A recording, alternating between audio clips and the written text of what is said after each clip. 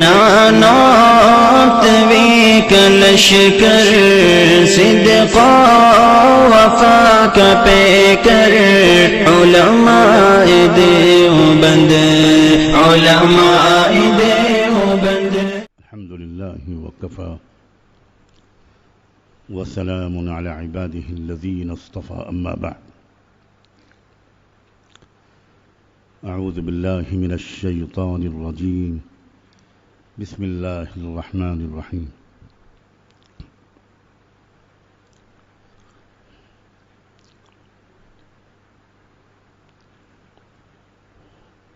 لا تزكوا أنفسكم هو أعلم بمن اتقى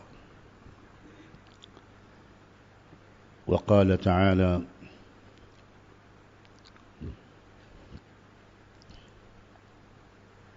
يا أيها الذين آمنوا اتقوا الله حق تقاته ولا تموتن إلا وأنتم مسلمون واعتصموا بحبل الله جميعا ولا تفرقوا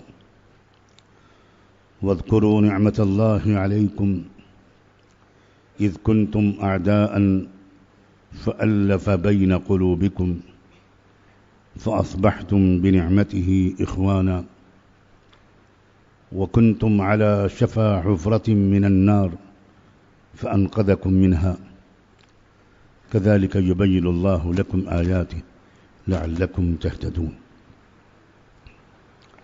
سبحان ربك رب العزة عما يصفون وسلام على المرسلين والحمد لله رب العالمين اللهم صل على سيدنا محمد وعلى آل سيدنا محمد وبارك وسلم اللهم صل على سيدنا محمد وعلى آل سيدنا محمد وبارك وسلم اللهم صل على سيدنا محمد وعلى آل سيدنا محمد وبارك وسلم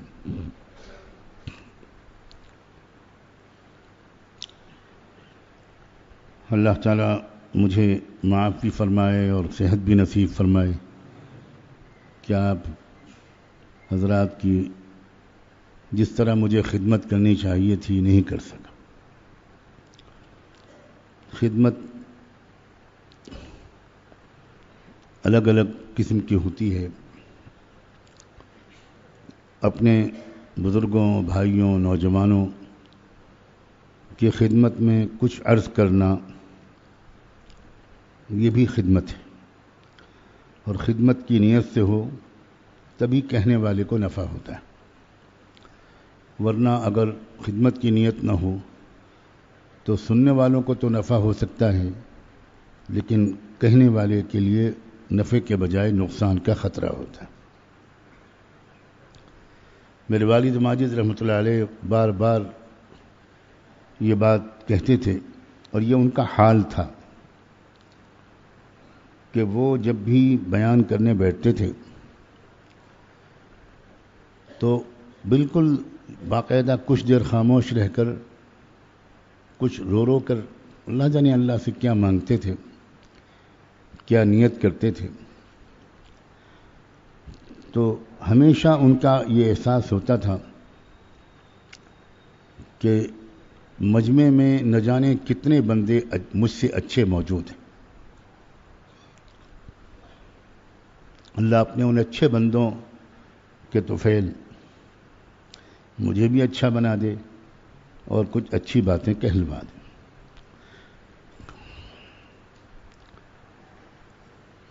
دوسری بات یہ کہ کئی اور ضروری باتیں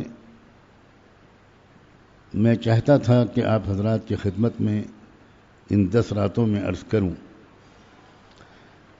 اب اللہ جانے ایک رات اور ملنا ہماری قسمت میں ہے یا آج ہی کی رات رمضان کی آخری رات ثابت ہوگی یہ تو اللہ ہی کے علم میں ہے. اس لیے میں کوشش یہ کرتا ہوں آپ دعا سے مدد کریں. مجھے تکلیف کی اتنی شدت ہے کہ بیٹھنا مشکل ہوتا ہے. کہ اللہ تعالیٰ تھوڑے سے وقت میں وہ دو تین باتیں جو بہت اہم ہیں، جو ابھی تک آپ کے سامنے میں نہیں رکھ سکا ہوں، وہ بھی میں کہہ سکوں۔ پہلی بات تو یہ ہے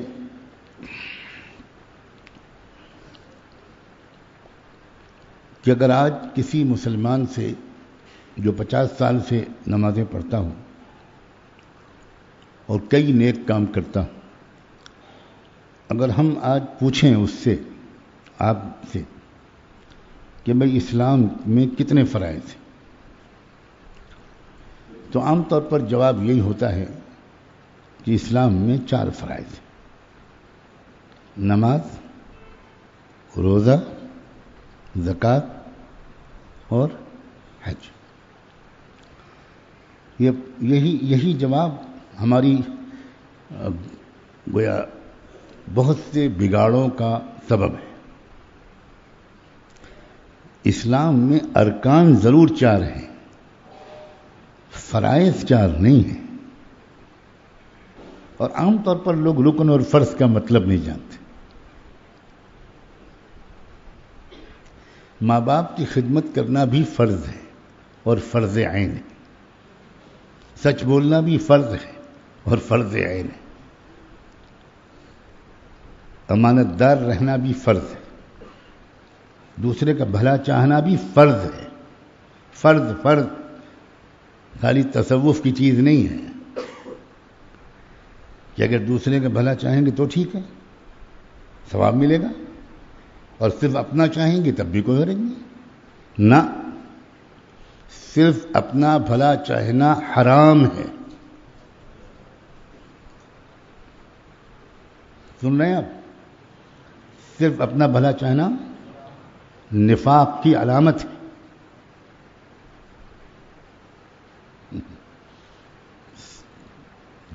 سب کا بھلا چاہنا یہ فرض ہے۔ اپنے وقت کا بچانا اور وقت کا صحیح استعمال کرنا فرض ہے، اور وقت کا ضائع کرنا حرام۔ آپ بات سمجھ رہے ہیں؟ دوسرا آدمی فتویٰ نہیں دے سکتا کہ آپ نے اپنا وقت ضائع کیا۔ آپ خود فتویٰ دے سکتے ہیں اپنے بارے میں کہ میں نے یہ وقت ضائع کیا، کیونکہ دوسرا نہیں جانتا کہ آپ کس کام میں مشغول ہیں، آپ جانتے ہیں۔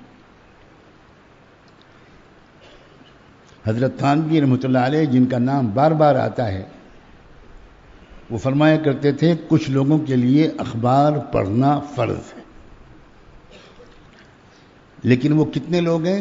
لاکھوں میں 2-4 ہیں جنہیں کچھ کام کرنا ہے سماج میں، جن کا واقف رہنا بہت ضروری ہے، ان کا اخبار پڑھنا فرض ہے۔ اور میں اس میں اور ایک گستاخی کر کے جوڑتا ہوں، یہ اس زمانے کے اخباروں کی بات تھی۔ سامنے سب علماء بیٹھے بڑے بڑے، امید ہے کہ میرے اس بات کی تصدیق یا اصلاح کریں گے۔ ہمارے تبلیغ کے بڑے اکابر میں تھے پڑوس کے ملک میں حضرت مولانا مفتی زین العابدین صاحب، بڑے دلچسپ انسان تھے اور بہت بڑے عالم تھے، بہت بڑے عالم تھے۔ ان کو اخبار پڑھنے کی میری طرح سے لت تھی۔ کولہاپور میں آ کر تو میں محفوظ ہو گیا، معلوم نہیں کیا کرامت ہے کولہاپور کی، کمبخت اخبار یاد ہی نہیں آیا، اور اس کہف میں آیا ہی نہیں۔ یہ کہف ہے، فَأْوُوا إِلَى الْكَهْفِ۔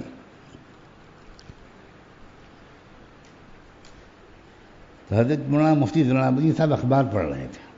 حضرت جی مولانا یوسف صاحب رحمۃ اللہ علیہ نے ان سے پوچھا، مفتی جی کیا کر رہے ہو؟ حضرت جی مولانا یوسف صاحب اخبار پڑھتے ہوئے دیکھ کر ان کو اچھا نہیں لگ رہا تھا، لیکن احترام کچھ کہہ بھی نہیں سکتے تھے۔ کہا کہ مفتی جی کیا کر رہے ہو؟ تو مفتی جی بھی بڑے سمجھدار آدمی تھے، اور میں نے بتایا نا بہت دلچسپ انسان تھے، بہت عجیب مزاج تھا ان کا، خوش اخلاق۔ کہنے لگے حضرت جھوٹ میں سے سچ نکال لاؤ۔ اسی لیے میں کہتا ہوں کہ اس زمانے کے اخباروں میں تو کچھ سچ نکلتا تھا. آج کل تو 5 کلو اخبار میں سے 10 گرام بھی سچ نکلنا مشکل. تو حضرت تھانوی فرمایا کرتے تھے کچھ لوگوں کے لیے اخبار پڑھنا فرض ہے، کچھ کے لیے واجب ہے، اکثر کے لیے مکروہ ہے، اور ان میں سے بھی اکثر کے لیے حرام ہے.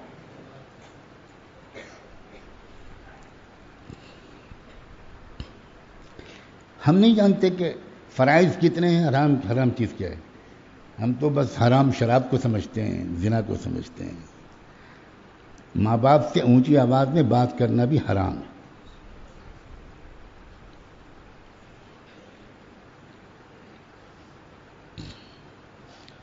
وقت کا بچانا اور مال کا بچانا، پیسوں کا فضول خرچی نہ کرنا، یہ بھی فرض ہے، اور فضول خرچی کرنا حرام ہے. تو آج سے اگر کوئی پوچھے گا آپ سے کہ فرائض کتنے ہیں تو کیا کہیں گے آپ؟ بولو. بہت ہیں. اچھا، کتنے فرائض ادا کرتے ہیں سب لوگ؟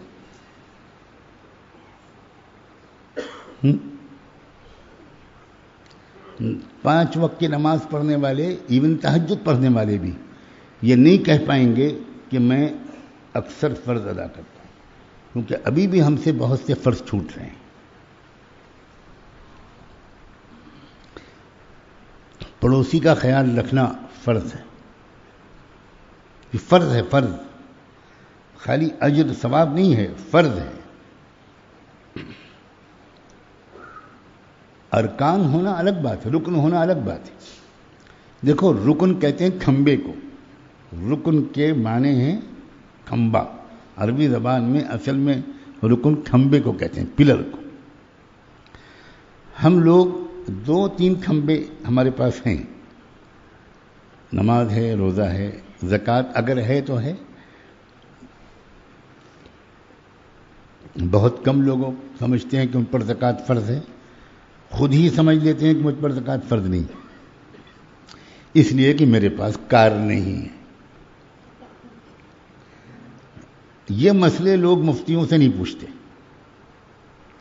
کہ مجھ پر زکوٰۃ فرض ہے یا نہیں، اور پوچھتے بھی ہیں تو اپنی کچھ چیزیں چھپا لیتے ہیں. اب ظاہر ہے مفتی صاحب کے پاس انکم ٹیکس کی پولیس تو ہے نہیں، آپ جو پوچھیں گے وہ مسئلہ بتا دیں. اب آپ نے اپنے باپ کے ترکے میں سے اگر بہن کو اس کا حق نہیں دیا تو آپ کا پورا کھانا پینا حرام. سن لو، یہی باتیں جو میں کہنا چاہتا تھا. اگر اپنی ماں اور باپ کے ترکے میں سے آپ نے شریعت کے قاعدے کے مطابق بہن کو حصہ نہیں دیا، بہن کو، تو اب آپ جو کچھ بھی کھا رہے ہیں مشترک، سب حرام. جانتے ہو ترکے کے بانٹنے کی اہمیت؟ اللہ کے واسطے، اللہ کے واسطے لوگ کیا بہانہ کرتے ہیں؟ بہن کو جہیز میں سب کچھ دے دیا ہم نے، اب کیا؟ عجیب بات ہے، اللہ کے رسول نے یہ کہاں کہا تھا کہ آپ اس کو جہیز دو؟ جو رسول نے کہا وہ تو مانا نہیں، اور جو سماج و برادری نے کہا وہ مان لیا. تو کس کی مانی؟ اللہ اور اس کے رسول کی مانی. جب اللہ اور رسول کے نہیں مانی تو پھر تو کفر تک پہنچ گئے. تو ان غلطیوں کو ٹھیک کریں.